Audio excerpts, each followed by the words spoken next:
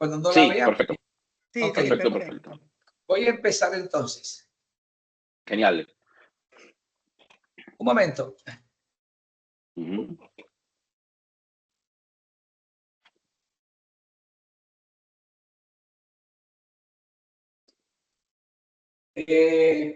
Marcelo, muchas gracias por tu presentación tan generosa. Para mí es un honor estar con Meridian hoy día. Y entonces vamos a conversar sobre el diagnóstico de Helicobacter pylori. Helicobacter pylori infecta solamente el estómago de los seres humanos y cuando está en el estómago es muy importante hacer un diagnóstico preciso y exacto.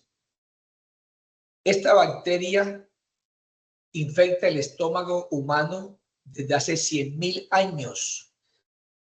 Las migraciones humanas, según los estudios antropológicos, se iniciaron en África y de ahí el hombre migró a los diferentes continentes. Sin embargo, fue descubierto solamente en 1982 por un par de científicos australianos.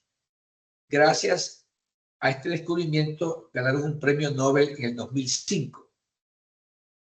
Esta enfermedad se adquiere en la infancia, en los primeros 5 años de la vida, y el microbio permanece en el estómago durante toda la vida, a menos que la persona reciba antibióticos y se le cure la infección, o que el Helicobacter destruye el estómago y ya desaparece el Helicobacter al tiempo que ha destruido el estómago por una gastritis muy severa.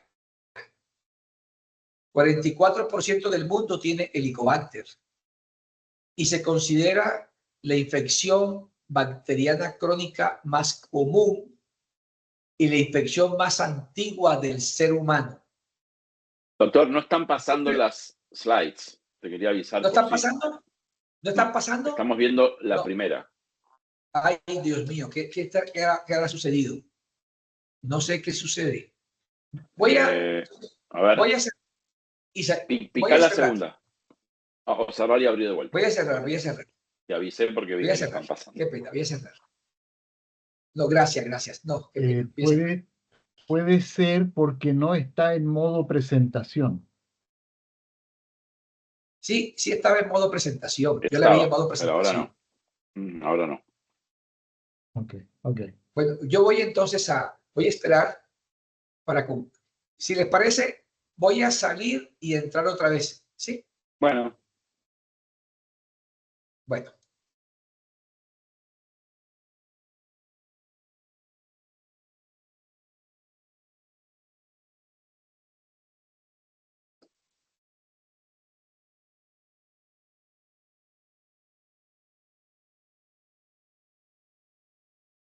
I think pasta too.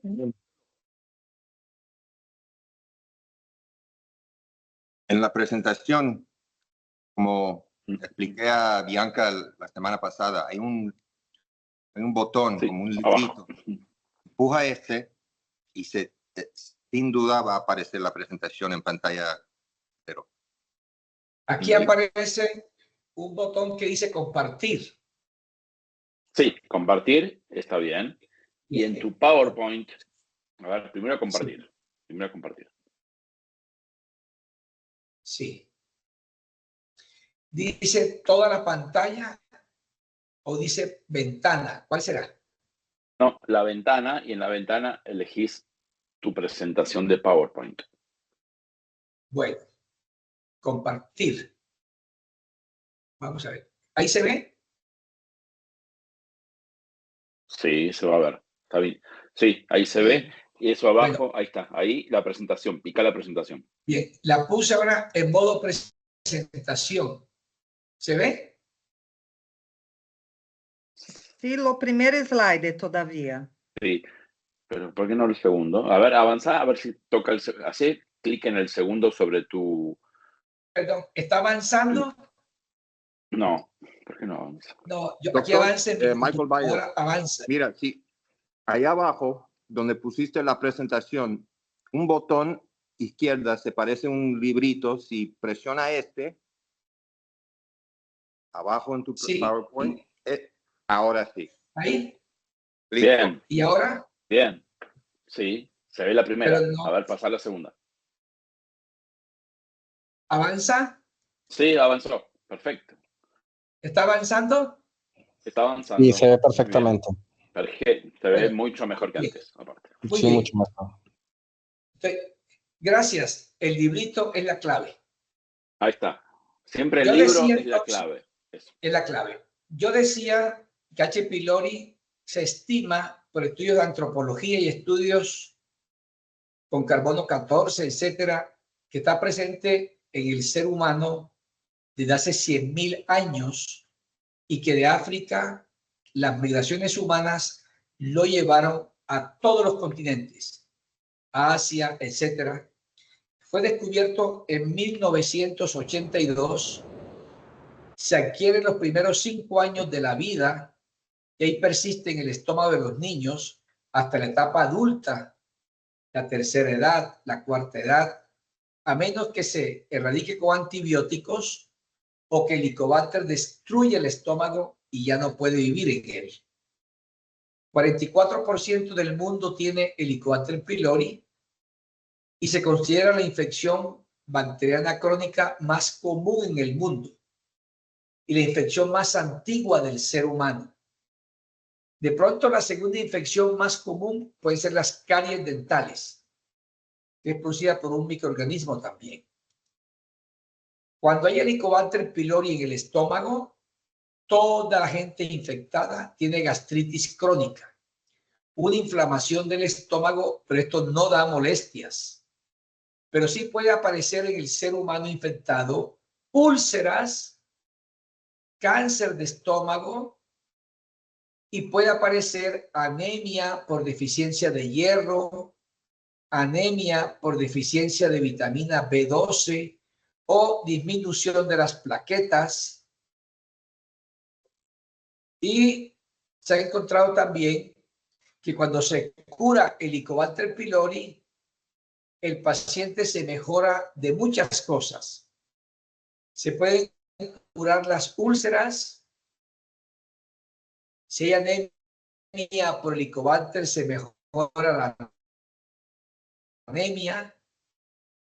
Si alguien toma antiinflamatorios como el ibuprofeno, y también se disminuye el riesgo de cáncer del estómago. Y ese cáncer es muy temido a nivel mundial. Es el 5º cáncer más frecuente, la 4ª causa de muerte por cáncer, y se considera el principal cáncer del ser humano que se puede prevenir cuando se cura el Helicobacter pylori. Y varios estudios han encontrado muchas cosas, como por ejemplo, que cuando se cura el Helicobacter pylori, se disminuye la aparición de cáncer gástrico en un 44%. Es bueno curar H. pylori. Y la muerte por cáncer gástrico se disminuye un 22%. Pero no cabe duda que matar a H. pylori es muy bueno para el ser humano. Y por eso la Organización Mundial de la Salud ha clasificado el Helicobacter como un carcinógeno tipo 1. Significa que es tan cancerígeno como el tabaco, tan cancerígeno como el papiloma humano virus, como el virus B. Es un carcinógeno definido ya para el estómago. Pero recientemente les traigo una noticia que no es tan buena. Es que H. pylori que está en el estómago también puede producir cáncer de colon. Esto es absolutamente novedoso. No se está seguro de que esto sea cierto, pero todo apunta a que sí es verdad que da cáncer de colon. Y se ha encontrado que cuando alguien tiene positivo Helicobacter, comparado con el que lo tiene negativo, el cáncer de colon aumenta 18% y la muerte de cáncer de colon aumenta 12% por estar ahí Helicobacter pylori. Cuando se trata Helicobacter con antibióticos, el cáncer de colon disminuyó un 23% y la muerte por cáncer de colon baja un 35%. Ustedes se preguntarán, ¿qué les importa a ustedes si ustedes venden son productos? No, este conocimiento es muy importante para que su prueba tenga la mayor difusión posible. Hoy día, entonces, para muchas personas, yo estoy en ese grupo que pensamos que erradicando Helicobacter pylori se disminuye la muerte tanto por cáncer de estómago como por cáncer de colon. Ahora bien, esta importante infección, entonces, ¿cómo se diagnostica? Hay una... ¿Me decía Marcelo algo? ¿Me están escuchando? Sí, perfectamente. Bueno, entonces, la investigación proactiva, investigación, buscar la infección, hay una situación en las cuales hay que buscar la infección, como por ejemplo, que alguien tenga una historia de haber tenido una úlcera en el estómago, que tenga un tumor que se llama linfoma en el estómago, que tenga antecedentes de haber tenido un cáncer del estómago y que fue operado o que fue resecado por endoscopia. Si alguien tiene dolor en la boca del estómago o malestar, que se llama dispepsia, pero que el público le llama gastritis, si tiene menos de 50 años, hay que buscarle Helicobacter pylori. Cuando alguien tiene un familiar de primer grado con cáncer gástrico, hay que buscar el Helicobacter pylori. También hay que buscarlo cuando alguien tiene una anemia por falta de hierro y no hay otras causas que expliquen esa anemia. Cuando hay disminución de las plaquetas por autoinmunidad. Cuando alguien va a tomar durante muchos años omeprazol, pantoprazol o los nuevos antisecretores como el tegoprazán, que hoy día se llaman PCABs, o cuando alguien tiene más de 50 años y va a tomar aspirina por un infarto o va a tomar antiinflamatorios por una artritis, hay que matar el Helicobacter pylori porque eso le trae úlceras. Y cuando un señor o una señora tienen cáncer gástrico, a sus niñitos pequeños hay que buscarles el Helicobacter pylori. Esta recomendación es absolutamente nueva. Se liberó este concepto hace justamente un año, menos de un año, en las guías conjuntas pediátricas para tratar el Helicobacter pylori. Y esta guía sugiere que niños con una historia de cáncer gástrico en un familiar de primer grado se les haga una prueba no invasiva para buscar el Helicobacter pylori. Y la prueba no invasiva recomendada es el VT o antígenos fecales. Sin embargo, se prefiere el VT, tiene más ventajas. Cuando alguien va a ser operado de un bypass gástrico, se recomienda que antes de hacerle esta cirugía, en la cual queda un pedazo del estómago escondido, se le elimine el Helicobacter pylori.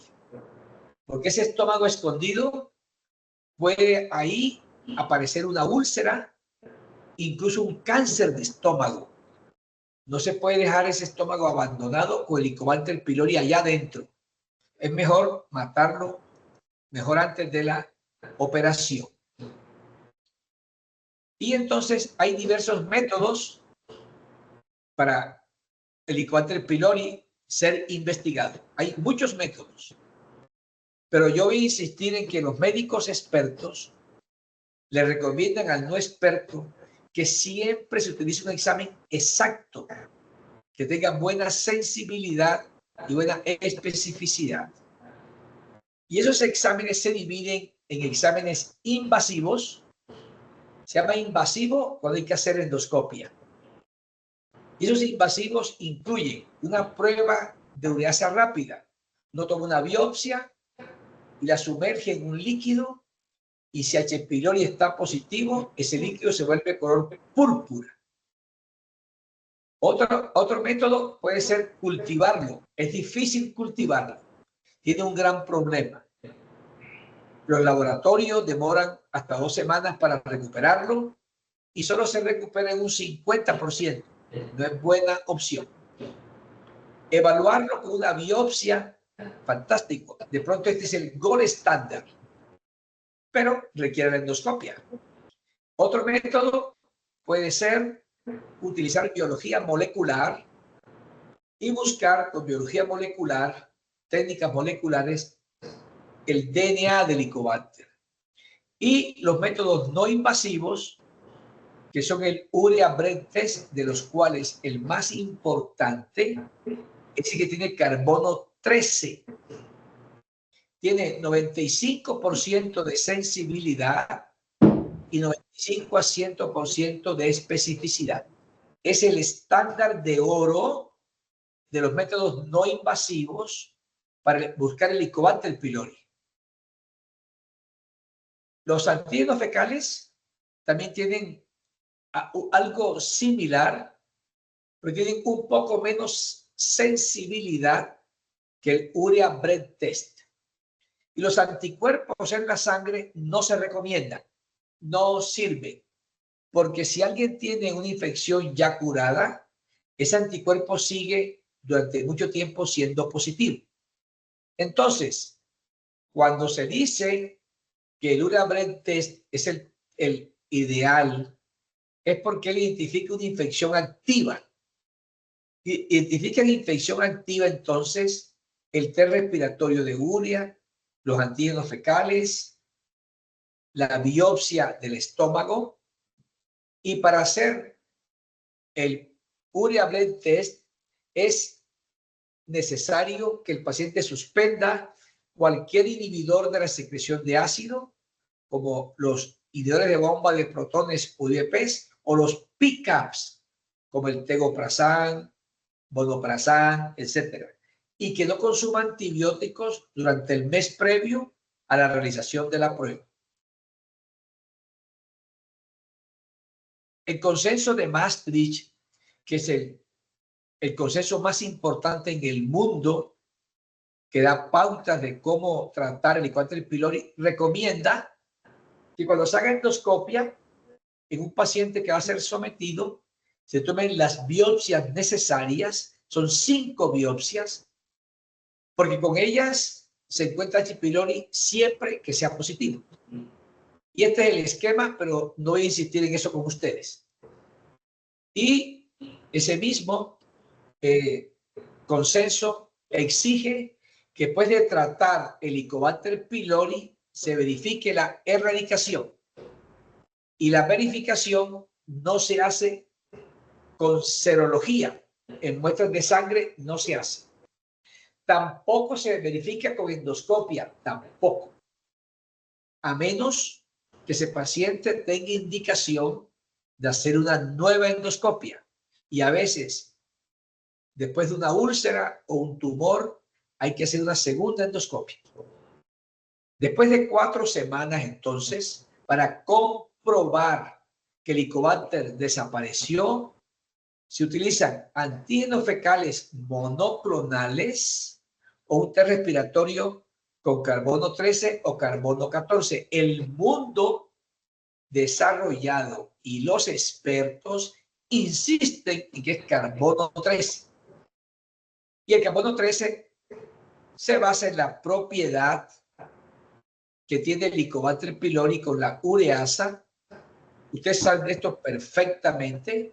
Si quieren una solución que está marcada con carbono 13, llega al estómago, la ureasa desdobla la urea que viene marcada en CO2 y amoníaco, y el CO2 quedará marcado con el carbono 13, va a los pulmones, se exhala en el aliento y la persona lo puede aquí expulsar en esta bolsa que después se va a mirar en el aparato que ustedes tienen a nivel mundial dispensado. Este es el aparato que en Colombia estamos fascinados y ahora vamos a empezar a darle más difusión porque tiene unas ventajas tremendas. Pues ustedes saben de esto mucho más que yo, pero quiero contarles que en Bogotá hemos tenido cerca de 50 pacientes con el VT carbono 13 no radioactivo que fue negativo y las biopsias fueron positivas. Por eso mi hija, que es gastroenteróloga, es la que hace el examen en nuestra unidad, para que este examen tan poderoso no pierda el prestigio. A veces las personas, por el afán de hacer el examen, de estar vendiendo la prueba, no toman los tiempos necesarios. Este examen es perfecto, preciso, llevando a cabo toda la disciplina de lo que dice el fabricante de cómo hacer la prueba. Tiene la ventaja el carbono 13, obviamente, de ser utilizado en niños. A raíz de este concepto, la semana pasada le hicimos prueba respiratoria a un niño de 7 años y uno de 10 años, porque sus padres, un padre de ellos había tenido cáncer de estómago. En el pasado eso no lo hacíamos, hoy día sí lo hacemos. Y comparando el carbono 13 con el carbono 14, como se ve aquí, en la parte central de esta tabla se ve como la sensibilidad del carbono 13 es 92.5% y del 14 87.6%. El 14 es mínimamente radiactivo, pero se ha encontrado que tiene mayor rendimiento el carbono 13. Y este metaanálisis publicado hace justamente un año encontró lo siguiente, que el carbono 13 fue superior al carbono 14 con una sensibilidad del 96.6%.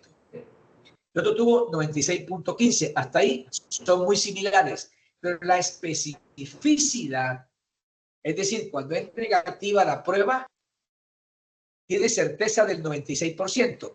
En cambio, el 14 tiene especificidad del 89%. Hay una medida médica en estadística médica, en epidemiología, que se llama el LR, Likelihood Radio. El Likelihood Radio es útil cuando es 10 o más. Y ustedes ven que el LR positivo del carbono 13 es 22 y del 14 es 10. Y el área bajo la curva es mejor con el carbono 13. Conclusión. Este metaanálisis ha demostrado que el carbono 13 funciona mejor que el carbono 14. Y por eso se considera el método elegido para verificar la erradicación de Helicobacter pylori y para hacer el diagnóstico cuando se requiera hacer un diagnóstico con un método no invasivo. En el estómago operado también se ha encontrado que el carbono 13 funciona muy bien. Este estudio fue hecho con carbono 13. El estómago operado, y esto es muy importante, aquí en nuestra oficina hemos tenido pacientes que han sido operados del estómago y la prueba se le hace, como dice aquí, acostado del lado izquierdo. No se hace con el paciente de pies ni sentado. Esto es muy importante tenerlo en cuenta, porque si el médico o la enfermera no sabe esto, yo he dicho aquí ahorita, la prueba puede ser negativa de manera equivocada. Hay que acostarlo del lado izquierdo. Y aquí se ve cómo exactamente este estudio, que es un metaanálisis, se encontró que en pacientes operados, que se les hace la prueba acostados del lado izquierdo, tiene buen rendimiento la prueba.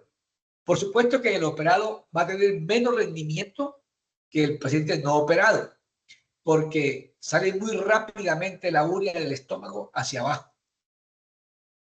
Y Maastricht recomienda entonces que sea carbono 13 o antígenos fecales para verificar la curación de la enfermedad, pero no recomienda anticuerpos porque ellos pueden ser positivos aunque el microbio se haya eliminado ya. También la sociedad belga recomienda que sea carbono 13 porque es más sensible. Y así yo sería interminable que, excepto en Asia, todo el mundo en el mundo recomienda siempre únicamente el carbono 13. En Asia usan 13 o 14, pero en Occidente es el carbono 13. Y algo importante que quiero destacar es que el VT sigue siendo una importante herramienta para diagnosticar el Helicobacter pylori antes y después de la erradicación. Y quiero aquí enfatizar que el ácido cítrico es fundamental para hacer la prueba. El ácido cítrico tiene unas ventajas tremendas. En la prueba de carbono 13, el ácido cítrico que hace parte de la rutina de la prueba tiene unos efectos impresionantes. Primero, el ácido cítrico relaja el fundus del estómago, inhibe, bloquea la motilidad del estómago distal, no se mueve el antro, se disminuye el vaciamiento gástrico, es decir, el ácido cítrico retarda el vaciamiento del estómago y de esa manera permite que la urea marcada se mezcle en el estómago durante más tiempo con el Helicobacter pylori. Y de esa manera tiene mayor eficiencia porque la urea marcada se distribuye mejor en el estómago. Insisto, el ácido cítrico disminuye el vaciamiento gástrico, aumenta la relajación del fundus e inhibe la motilidad del estómago y permanece más tiempo ahí la urea marcada. Y eso aumenta además la actividad de la ureasa del Helicobacter pylori. Y esto se traduce en que aumenta el tiempo de contacto y hay más probabilidad de encontrar positiva la prueba si el Helicobacter pylori está presente en ese estómago. Y cuando hay atrofia gástrica, que hay muy poco Helicobacter, el ácido cítrico aumenta la sensibilidad de que la prueba sea positiva. El jugo de naranja no tiene nada que ver.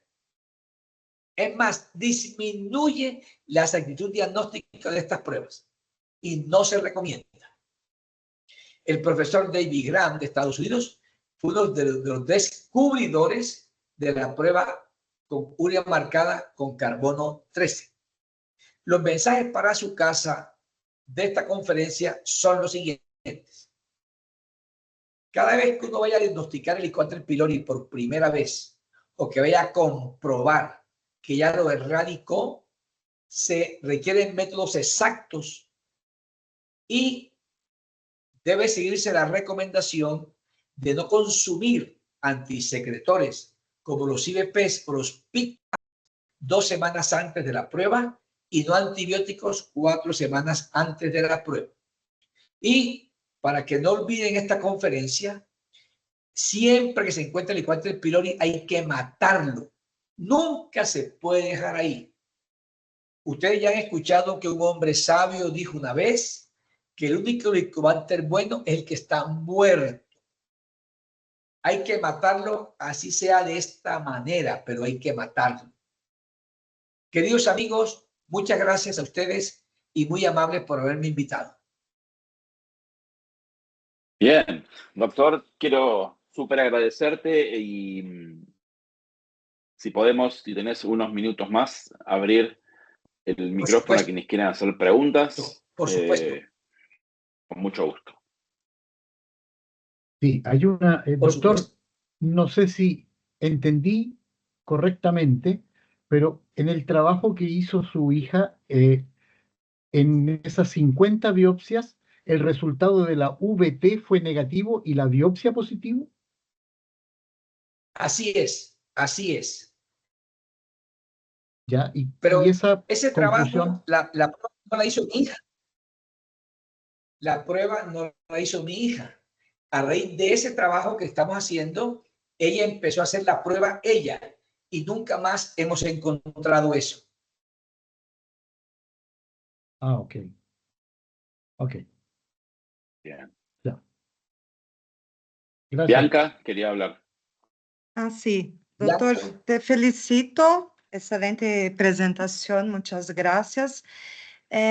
Aquí en Brasil, doctor Otero, nosotros hacemos el teste con jugo de naranja, porque estamos en registro de la urea para poder trazer el kit completo, y por enquanto trazemos todo así como las bolsas, el equipo y la urea en polvo, y metemos adentro de cápsula la urea. Y después pegamos essa cápsula e metemos em 180 ml de jugo de naranja.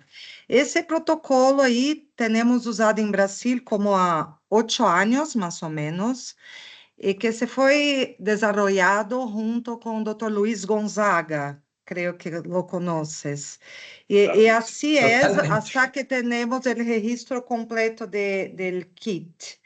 Assim, já tuvimos aqui algumas comparações de endoscopia com UBT e não tivemos muitos problemas. Pero hablando de la cítrica com jugo de naranja, é o que é o que temos, é como trabalhamos. E te digo para saber qual a tua ideia, se não é com jugo de naranja em esse momento, como me sugieres, porque no se puede ser con la cítrica la misma del kit en ese momento. Yo entiendo. En Colombia también se había hecho siempre con jugo de naranja. Pero a raíz de estas lecturas, donde el ácido cítrico permite mayor contacto de la bacteria, etcétera, para uno poder saber cuál será mejor, me gustaría que el profesor Gonzaga hiciéramos, o él hiciera ya un estudio comparativo. Jugo de naranja versus ácido cítrico. Y hubiera un gol estándar, como la biopsia o pruebas moleculares, y decirle si da igual, no tenemos inconveniente. Son estudios que se han publicado donde favorecen que sea el ácido cítrico.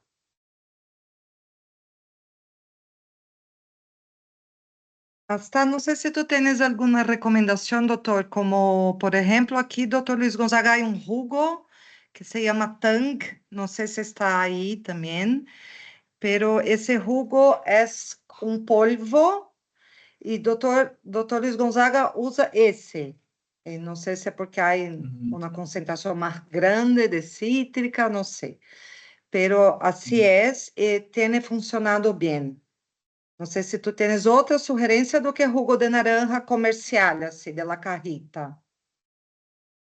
La prueba, yo pregunto a los fabricantes, la prueba de VT carbono 13, ¿qué trae? ¿Ácido cítrico o recomiendan jugo de naranja? 4,5 de ácido cítrico, ¿no? Gramos. Yo creo que la prueba viene recomendada con ácido cítrico.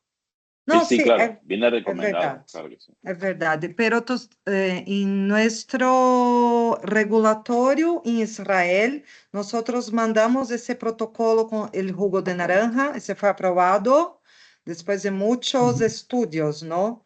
Entonces, por enquanto es así, pero la idea clara es traer el kit completo con la cítrica en polvo. Bianca, muchas gracias, Bianca. A mí me gustaría que hiciéramos la consulta a Israel, a Meridian, pero ellos qué opinan.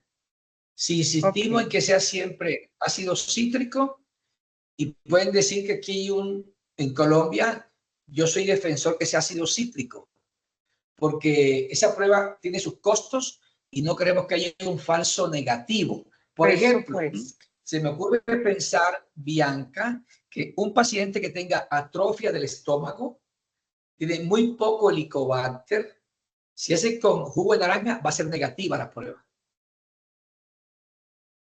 Y con ácido cítrico aumenta la capacidad de encontrar Helicobacter. Esa tarea se podemos dejársela al doctor Marcelo, que es el encargado que nos ayude con eso. Sí, Bueno, te agradezco gracias. mucho, doctor Otero. Más Les una puedo cosa enviar más. mi presentación.